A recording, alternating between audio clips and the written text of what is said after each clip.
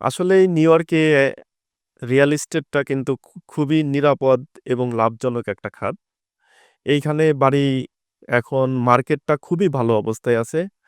কারণ মার্কেটে ইনভেন্টরি একটু কম, কিন্তু বায়ারের সংখ্যা বেশ অনেক। যদি কেউ বাড়ি কিনতে চান এটা কিন্তু কঠিন কিছু না। কারণ বাড়ি কিনতে গেলে যে শুধু টাকা লাগবে, অনেকেই ভয়ে অনেক টাকা জমানোর জন্য ওয়েট করে যে কবে অনেক টাকা হবে তারপরে একটা বাড়ি কিনবো। আবার অনেকেই বলে যে না আমার একটা ভালো চাকরি হোক, টাকা আছে, ভালো চাকরি হোক তারপরে বাড়ি কিনবো। এইগুলা কিন্তু ভুল ধারণা।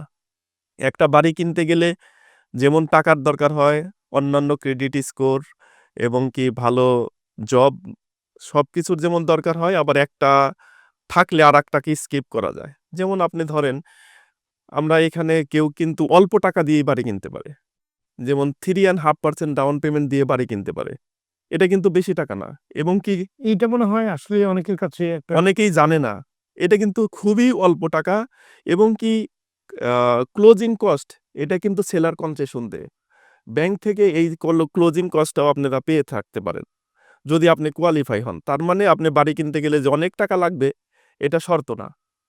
আবার আপনার যে ভালো চাকরি লাগবে, কিছু যার কাছে একটু বেশি পরিমাণ টাকা আছে, তার ভালো চাকরি, ভালো W-2 এর জন্য ওয়েট করতে হবে, এটা শর্ত না। এইখানে অনেক প্রোগ্রাম আছে লোন পাওয়ার ক্ষেত্রে। যেমন আপনি যদি 20% এর অধিক ডাউন পেমেন্ট আপনার কাছে থাকে, তাহলে আপনি ইয়ারলি কত টাকা মেক করতেছেন এইটা ব্যাংক দেখতে যাবে না। আপনার ওইখানে দেখতে হবে যে আপনার ক্রেডিট স্কোর মোটামুটি ভালো আছে কিনা, এট লিস্ট 680। আর আমরা যারা বাংলাদেশী কমিউনিটি আছি, আমার যতটুক ধারণা আছে তাদের কিন্তু ক্রেডিট স্কোরটা খুবই ভালো। সবসময় মোস্ট অফ দ্যা পিপলের ক্রেডিট স্কোর ভালো থাকে অন্য দেশীদের তুলনায়। তো সেই ক্ষেত্রে আপনি ডাউন পেমেন্ট যদি 20% এর মতো বা তার অধিক দেন, আপনাকে ভালো চাকরির জন্য ওয়েট করতে হবে না। আপনি বাড়ি কিনতে পারবেন। সেই ক্ষেত্রে তত্ত্বগত যে ইয়েগুলো আছে সেগুলো আপনাকে জানতে হবে। কোন এলাকায় বাড়ি কিনবেন?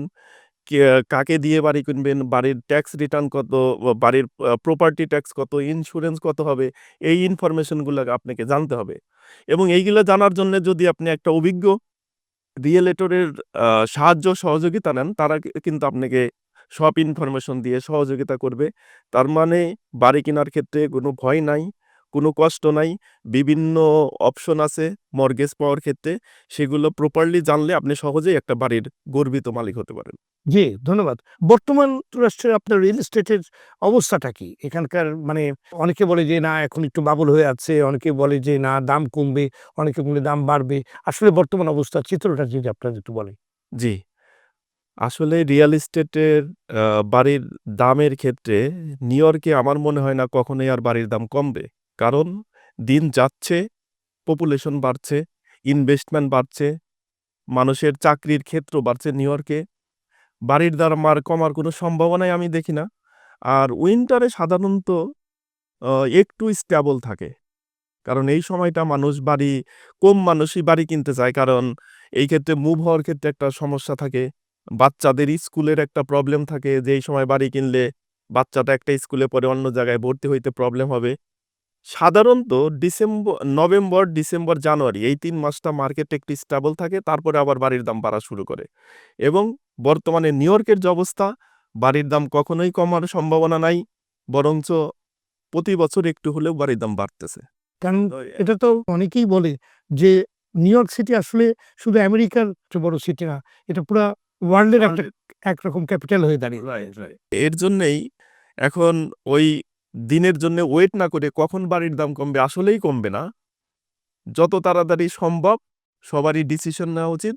নিউ ইয়র্কে আমাদের যে একটা আপনি যে বললেন মাত্র ৩.৫% মানে ডাউন পেমেন্টে একটা বাড়ি কেনা যায়। এই বিষয়টি নিয়ে আপনার মানে এটা কিন্তু অনেকেই জানে না কিংবা অনেকেই জানার কথাও না। এটা অনেকটা স্বপ্নের মতো। আমি এই বিষয়টি নিয়ে আপনার কাছে আরো বিস্তারিত